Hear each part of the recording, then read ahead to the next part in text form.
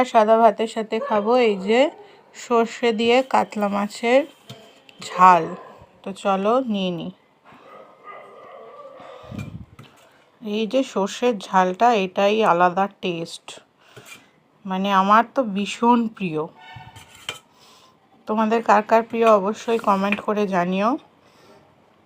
তার সাথে এই যে মাছ আর সর্ষে দিয়ে ঝাল। আর কাতলা মাছ তো আগেই তোমরা যারা আমার ভিডিও দেখেছো জানোই আমার কতটা প্রিয়। তো চলো ভালো করে ঝালটা দিয়ে আগে ভাতটা মেখে নিয়েছি।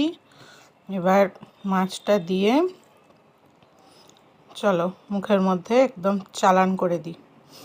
কাতলা মাছের পিস, আর এই যে কাতলা মাছের এই যে তেলটা, এরই স্বাদ অপূর্ব। এবার একটা মাছ সাথে খাওয়া যাক।